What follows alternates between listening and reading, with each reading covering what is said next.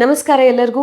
ಇವತ್ತು ಬಹಳಷ್ಟು ಮಕ್ಕಳು KCT ಎಕ್ಸಾಮ್ನ ಅಟೆಂಪ್ಟ್ ಮಾಡಿರ್ತೀರಾ. ಬಯಾಲಜಿ ಮ್ಯಾಥಮ್ಯಾಟಿಕ್ಸ್ ಎರಡು ಕೂಡ ಇವತ್ತೇ ಸ್ಕೆಡ್ಯೂಲ್ ಆಗಿತ್ತು. ಬಟ್ ಅನ್ಫಾರ್ಚುನೇಟ್ಲಿ ಎರಡು ಸಬ್ಜೆಕ್ಟ್ಸ್ನಲ್ಲಿ ರ್ಯಾಷನಲೈಸ್ ಸಿಲೆಬಸ್ನ ಬಿಟ್ಟು ಡಿಲೀಟ್ ಆಗಿರುವ ಕಾನ್ಸೆಪ್ಟ್ಸ್ನಿಂದ ಅಥವಾ ಡಿಲೀಟ್ ಆಗಿರುವಂತಹ ಚಾಪ್ಟರ್ಸ್ನಿಂದ ಕ್ವೆಶನ್ಸ್ ಕೇಳಿದ್ದಾರೆ.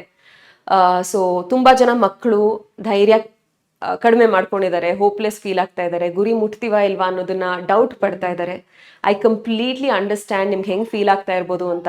ಚಿಕ್ಕ ವಯಸ್ಸಿನಿಂದ ಎಂಜಿನಿಯರ್ ಆಗಬೇಕು ಅಥವಾ ವೆಟರ್ನರಿ ಸೈನ್ಸ್ ತಗೊಳ್ಬೇಕು ಅಂತ ನೀವು ಆಸೆ ಪಟ್ಟಿರ್ಬೋದು. 2 ವರ್ಷ ಸತತವಾಗಿ ಅದೇ ನಿಟ್ಟಿನಲ್ಲಿ ಪ್ರಯತ್ನ ಕೂಡ ಮಾಡಿರ್ಬೋದು. ಬಟ್ ಇಂಥ ಒಂದು ಸಿಚುವೇಶನ್ ಆದಾಗ ಎಲ್ಲರಿಗೂ ಕೂಡ ಧೈರ್ಯ ಕಡಿಮೆ ಆಗ್ಬಿಡತ್ತೆ. ಸ್ಪೆಷಲಿ ನೀವಿನ್ನ ಟೀನೇಜರ್ಸ್, ಅಡಲ್ಟ್ ಲೈಫ್ನ ನೋಡಿಲ್ಲ, ಅಡಲ್ಟ್ ಎಕ್ಸ್ಪೀರಿಯನ್ಸಸ್ ಏನೂ ಆಗಿಲ್ಲ. ಸೊ ನಿಮ್ಗೆ ಇಂಥ ಒಂದು ಸ್ಟ್ರೆಸ್ಫುಲ್ ಸಿಚುವೇಶನ್ನ ಹೆಂಗೆ ಹ್ಯಾಂಡಲ್ ಮಾಡ್ಬೋದು ಅದು ಸರಿಯಾಗಿ ಗೊತ್ತಿಲ್ಲದೆ ಇರ್ಬೋದು. ಹಾಗಾಗಿ ನಾನಿವತ್ತು ಈ ವಿಡಿಯೋ ಮಾಡ್ತಾ ಇರೋದು ಏನಕ್ಕೆ ಅಂತ ಅಂದರೆ ನಿಮಗೆಲ್ಲ ಅರ್ಥ ಮಾಡಿಸೋದಕ್ಕೆ, ರಿಮೈಂಡ್ ಮಾಡೋದಕ್ಕೆ ದಟ್ ನಮ್ಮ ಎಲ್ಲರಲ್ಲೂ ಒಂದು ಇನ್ನರ್ ಮೆಂಟಲ್ ಸ್ಟ್ರೆಂತ್ ಇರುತ್ತೆ, ಅದು ಅನ್ಲಿಮಿಟೆಡ್ ಪವರ್ ಇರುತ್ತೆ. ಅದನ್ನು ನೀವು ಯುಟಿಲೈಸ್ ಮಾಡ್ಕೊಳ್ಳಿ ಅಂತ ಹೇಳೋದಕ್ಕೆ. ಇವತ್ತು 2 ಸಬ್ಜೆಕ್ಟ್ ಮುಗ್ದಿದೆ. ನಮಗೆ ಗೊತ್ತಾಗಿದೆ that outside the syllabus questions ಕೇಳ್ತಾ ಇದ್ದಾರೆ ಅಂತ. ಸೊ ಒಂದು ವಿಷಯ ನಾವು ಆಲ್ರೆಡಿ ಅಕ್ಸೆಪ್ಟ್ ಮಾಡ್ಕೊಳ್ಬೇಕು, ಪ್ರಿಪೇರ್ ಆಗಿರಬೇಕು. ನಾಳೆಯ 2 ಪೇಪರ್ಸ್ ಫಿಸಿಕ್ಸ್ ಮತ್ತು ಕೆಮಿಸ್ಟ್ರಿಯಲ್ಲಿ ಕೂಡ ಚಾನ್ಸಸ್ ಇದೆ ಔಟ್ಸೈಡ್ ದ ಸಿಲೆಬಸ್ ಕ್ವೆಶನ್ಸ್ ಬರೋದಕ್ಕೆ ಅನ್ನೋದು. ಅದ್ರ ಬಗ್ಗೆ ಒಂದು ಕ್ಲಾರಿಟಿ ನಾವು ತೊಗೊಂಡ್ಬಿಡ್ಬೇಕು. ಓಕೆನಾ? ಇನ್ನೊಂದು ವಿಷಯ ಏನು ಅಂತ ಅಂದರೆ, ಇವಾಗ ಔಟ್ಸೈಡ್ ದ ಸಿಲೆಬಸ್ ಕ್ವೆಶನ್ಸ್ ಬರ್ತಾ ಇದೆ ಅಂದರೆ ಯಾವ್ದು ಬರ್ಬೋದು ಯಾರಿಗೂ ಕೂಡ ಐಡಿಯಾ ಇಲ್ಲ. ಇವಾಗ ಹೊಸದಾಗಿ ನೀವು ಓದಿಲ್ದಿರೋ ವಿಚಾರ, ಓದಿಲ್ದಿರೋ ಕಾನ್ಸೆಪ್ಟ್ಸ್ನ ಫ್ರೆಶ್ ಆಗಿ ಪ್ರಿಪೇರ್ ಮಾಡೋಕೆ ಹೋಗ್ತಾ ಇದ್ರೆ ನಿಮಗೆ ತುಂಬ ಬರ್ಡನ್ ಆಗುತ್ತೆ, ತುಂಬ ಸ್ಟ್ರೆಸ್ಫುಲ್ ಫೀಲ್ ಮಾಡ್ತೀರಾ. ಎಕ್ಸಾಮ್ನ ಹಿಂದಿನ ದಿನ ಆ ಥರ ಸ್ಟ್ರೆಸ್ ಯಾರು ಕೂಡ ತಗೊಳ್ಬಾರ್ದು. So I would humbly request you all, ಯಾವುದೆಲ್ಲ ಕಾನ್ಸೆಪ್ಟ್ಸ್ ಡಿಲೀಟ್ ಆಗಿದೆ ಅದನ್ನು ಹೊಸದಾಗಿ ಇವಾಗ ಕಲಿಯಕ್ಕೆ ಹೋಗಬೇಡಿ. ಗೊತ್ತಿರೋದು ಕೂಡ ಮರ್ತು ಹೋಗ್ಬಿಡುವಂಥ ಚಾನ್ಸಸ್ ಇರುತ್ತೆ. ಸೊ ಹಾಗಾಗಿ ಏನೆಲ್ಲ ಗೊತ್ತಿದೆ ಅದನ್ನ ಆದಷ್ಟು ಬೆಸ್ಟ್ ನೀವು ಅಪ್ಲೈ ಮಾಡಿ ಕ್ವೆಶನ್ಸ್ನ ಕರೆಕ್ಟ್ ಆನ್ಸರ್ ಮಾಡೋದ್ರಲ್ಲಿ ಗಮನ ವಹಿಸಿ.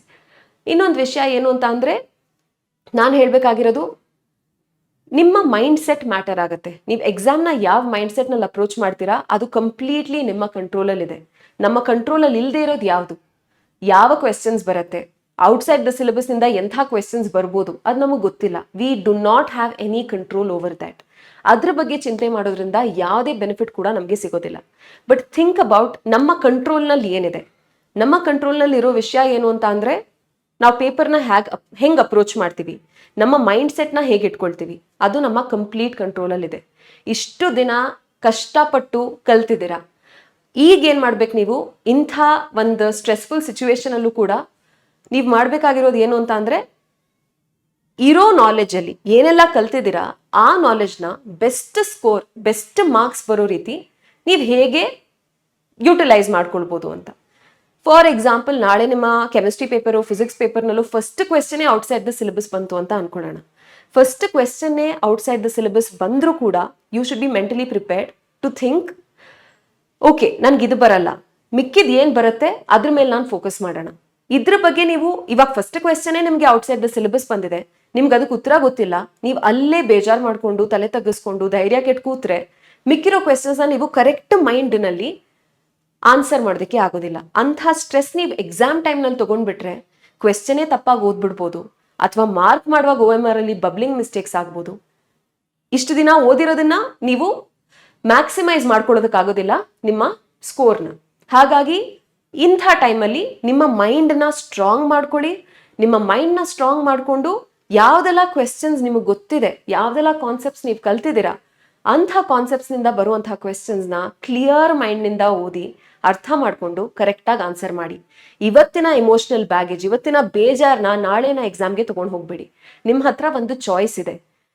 R you going to make use of today's exam, today's situation as an excuse for tomorrow, or ಇವತ್ತೇನಾಯಿತು ಅದರಿಂದ ಪಾಠ ಕಲಿತು ನಾಳೆ ಎಕ್ಸಾಮ್ ಅದೇ ರೀತಿ ಬಂದರೆ ನಾನು ಮೆಂಟಲಿ ಹೆಂಗೆ ಪ್ರಿಪೇರ್ ಆಗಿರಬೇಕು, ನಾನು ಅದನ್ನು ಹೆಂಗೆ ಅಪ್ರೋಚ್ ಮಾಡ್ಬೋದು, ಇದ್ರ ಮೇಲೆ ವರ್ಕ್ ಮಾಡಿ.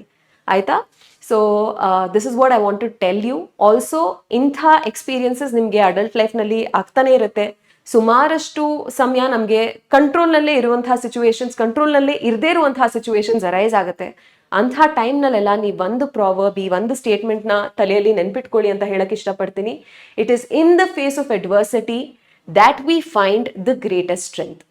ಇಂಥ ಕಷ್ಟದ ಟೈಮ್, ಸ್ಟ್ರೆಸ್ಫುಲ್ ಸಿಚುವೇಶನ್ಸ್ ಬಂದಾಗ ಮಾತ್ರ ನಮ್ಮ ಮೈಂಡಿನ ಸ್ಟ್ರೆಂತ್, ನಮ್ಮ ಇನ್ನರ್ ಸ್ಟ್ರೆಂತ್ ಏನು ಅಂತ ನಮಗೆ ಗೊತ್ತಾಗೋದು.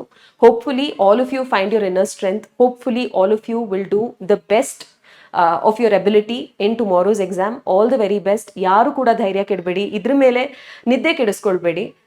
ಆರಾಮಾಗಿ ಇಷ್ಟು ದಿನ ಕಷ್ಟಪಟ್ಟು ಓದಿದಿರಾ, sleep well, go to the exam with a positive attitude. ಎಲ್ಲ ಒಳ್ಳೆಯದೇ ಆಗುತ್ತೆ, ಎಲ್ಲರಿಗೂ ಒಳ್ಳೆಯದೇ ಆಗಲಿ. All the very best. Thank you.